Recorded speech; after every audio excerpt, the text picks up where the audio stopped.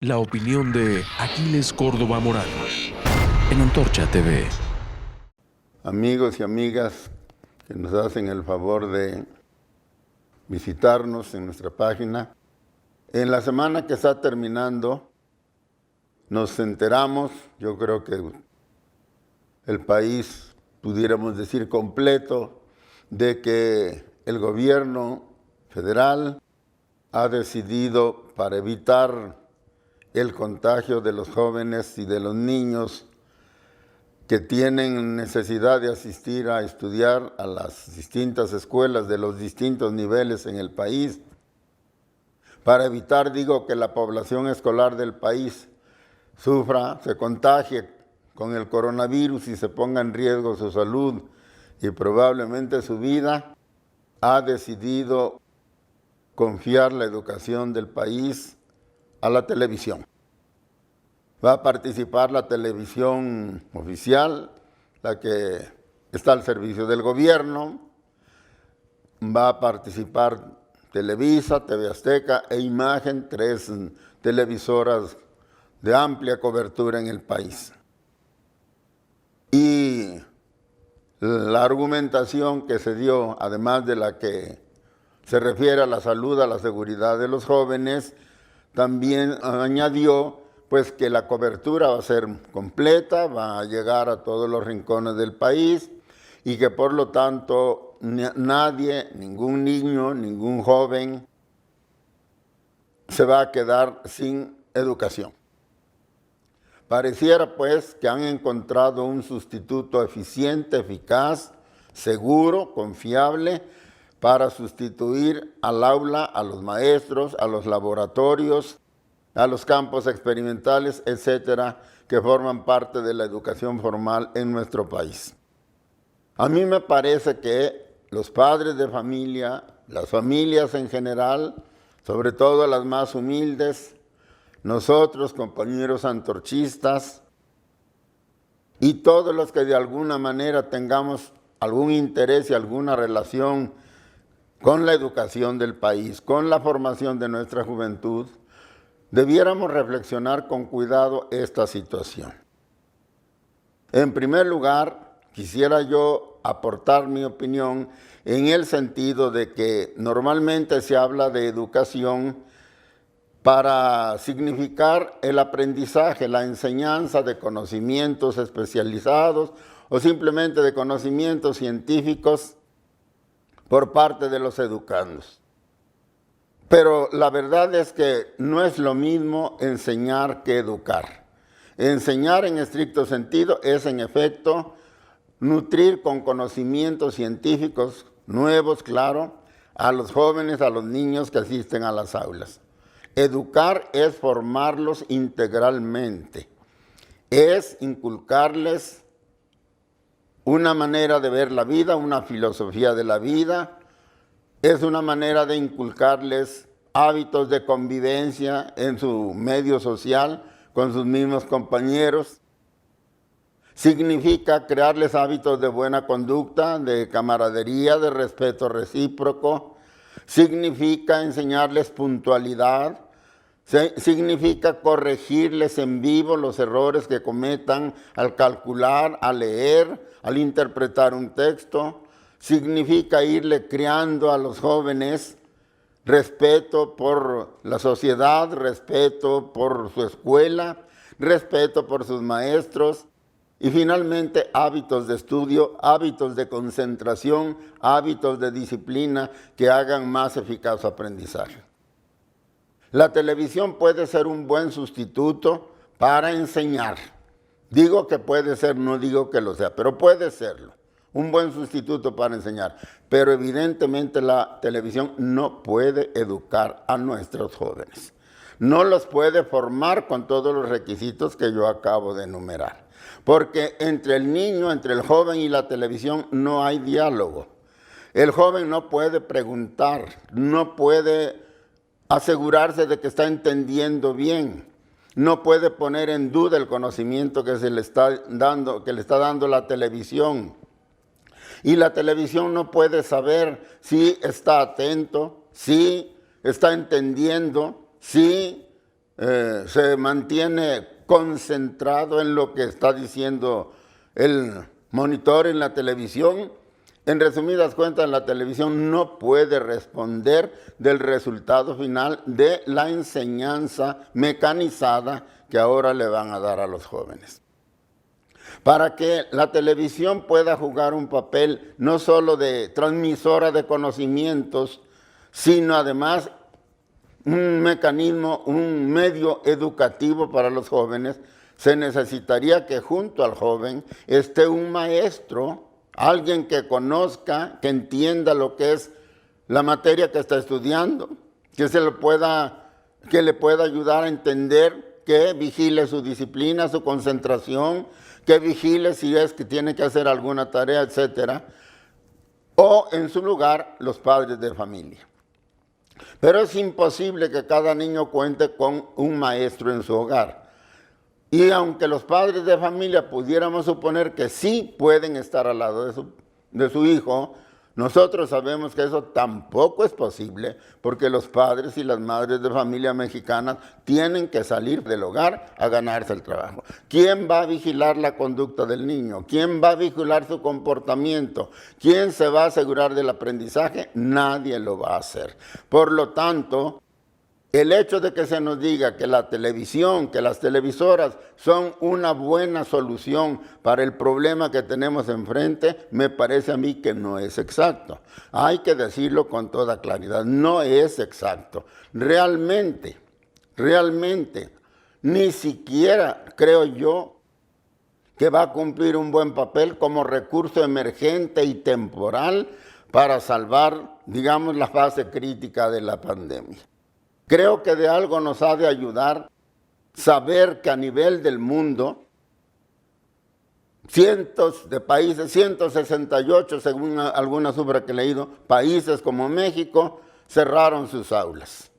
De esos 168 países todavía quedan 100 países que no han reabierto sus aulas. Y ninguno de esos países, ni los que han reabierto la educación, ni los que no lo han hecho, están hablando de utilizar a las televisoras para poder educar a sus niños.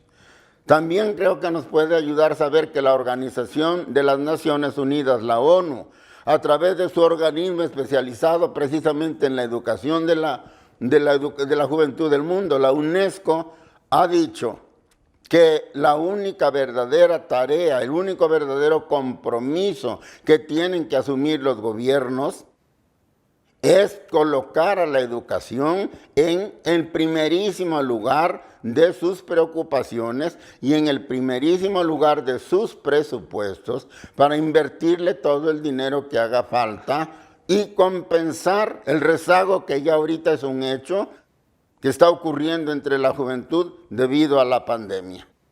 La ONU sostiene que ya antes de la pandemia, alrededor de 250 millones de niños y jóvenes tenían problemas de aprendizaje, precisamente porque los gobiernos, los estados, no estaban invirtiendo el dinero suficiente para una buena calidad en la enseñanza. Y que ahora han calculado que se han sumado a esta cifra más o menos 23.8, es decir, 24 millones de nuevos niños y jóvenes que probablemente no puedan acceder a la educación ni siquiera en la forma insuficiente en que lo venían haciendo antes. ¿Qué conclusión saca la ONU? Que estamos ante el riesgo de una gran catástrofe de las generaciones nuevas, de un inmenso desperdicio de talento, de un inmenso desperdicio de inteligencias, de capacidades de la juventud que no van a poder educarse o que van a tener graves dificultades y por lo tanto una educación muy deficiente debido a la pandemia. Esto, dice la ONU, lo tienen que entender los gobiernos. Ellos están proponiendo, la UNESCO está proponiendo una conferencia, una reunión mundial, parece que para octubre, en el que van a buscar que gobiernos y líderes mundiales se comprometan a registrar la gravedad del problema y se comprometan a emplear recursos y a vigilar, a controlar la pandemia para poder crear las condiciones que les permitan a los jóvenes regresar a las aulas. Es decir, la ONU no está pensando en un sustituto de la educación tradicional, digamos, como se viene impartiendo siempre. Lo que está planteando la ONU es más recursos y mejor control de la pandemia para poder crear las condiciones de seguridad, de salud de las juventudes y puedan regresar a las aulas. Esto se contradice, es decir, esto no es lo que está planteando el gobierno actual de la República. Y por lo tanto tenemos que concluir que esta posición del gobierno, esta medida emergente del gobierno, que según ellos cumple a satisfacción la tarea de los maestros y de las aulas, se debe precisamente a que el gobierno mexicano sabe que el problema de la pandemia en México está totalmente fuera de control. Yo, repito, no soy de los que andan buscando el primer error, el prietito en el arroz, como se dice coloquialmente, para criticar a nadie, ni al gobierno de la República, ni a los funcionarios, ni a nadie. Yo no soy un crítico profesional. Lo que yo digo, lo he estudiado, lo he meditado correctamente y lo digo para información de la gente. Mis intervenciones por este medio son para la gente, son para las masas, son para el pueblo mexicano. A ellos me interesa que llegue mi mensaje porque yo sí creo que el pueblo tiene que enterarse de lo que realmente está pasando en México, por ejemplo, en este caso con la pandemia. Estamos a punto de llegar al 500,000 de contagiados, lo dicen los medios, yo no invento nada. Y acabamos de rebasar ya los 50,000 muertos, que nos colocan entre los 3 primeros lugares del mundo en este terreno, en el terreno del descontrol de la pandemia y del elevadísimo número de muertos que están ocurriendo. Y como decía yo en mi comentario pasado, la tragedia se completa si nos preguntamos, ¿y qué estamos haciendo? ¿Qué está haciendo el país? ¿Qué está haciendo el gobierno federal, los gobiernos de los estados para controlar esta situación? La verdadera tragedia, lo que verdaderamente asusta, compañeros, amigos, es que no vemos que se esté haciendo nada. Pareciera que las autoridades competentes de todos los niveles, pero desde luego bajo la dirección del gobierno federal, han decidido que los que se tengan que enfermar, que se enfermen, y los que se tengan que morir, que se mueran. Que la pandemia se tiene que controlar, como en las viejas épocas de las grandes pestes que sufrió la humanidad, cuando ya el virus haya matado a un suficiente número de personas y las que queden hayan mostrado resistencia natural especial al contagio. Es decir, la sobrevivencia del más fuerte, sin la ayuda de la medicina, sin la ayuda de medidas preventivas, de medidas de atenuación de los contagios, porque simplemente nosotros no vemos por ningún lado que se esté haciendo eso.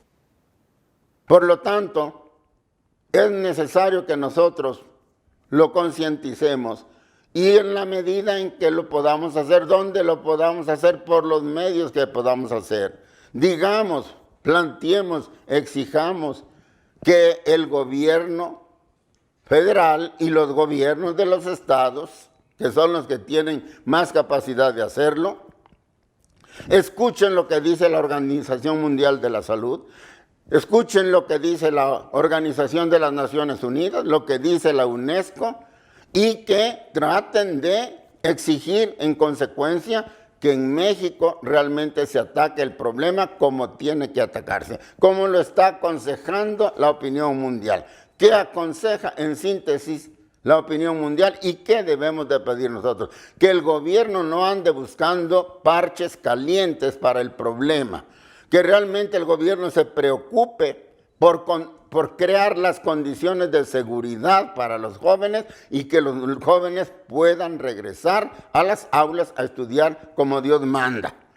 Necesitamos para eso que el gobierno se aboque a controlar la pandemia, que se aboque a tomar medidas que realmente garanticen que los contagios disminuyan, que los muertos disminuyan, y cuando estas tasas de crecimiento de los contagios y de los muertos vayan en decrecimiento sostenido, podremos crear condiciones relativamente seguras para que los jóvenes regresen a las aulas. Eso es lo que le urge al país. Esa es la única verdadera solución. Y yo lo señalo así porque me temo que con el parche caliente, con la aspirina que nos quieren dar a través de la televisión, el gobierno se sienta liberado de todo compromiso, de toda urgencia para atacar la pandemia y para abrir las escuelas de México. Creo que el pueblo está obligado, que los que tenemos interés en un México fuerte, un México capaz de producir lo que los mexicanos necesitamos, capaz de conquistar su verdadera independencia económica y su verdadera soberanía ante las naciones del mundo. Los que queremos un México diferente, tenemos que exigir, tenemos que pedir que la educación mexicana se vuelva a abrir con todos los requisitos para educar a nuestros jóvenes. Pero eso requiere que se tomen medidas enérgicas en contra de la pandemia. Espero, amigas y amigos, que estemos de acuerdo y que pongamos lo mejor de nosotros mismos, cuando menos, para que no nos cuenten cuentos de Caperucita Roja, porque esos no van a resolver el problema educativo del país. Muchas gracias.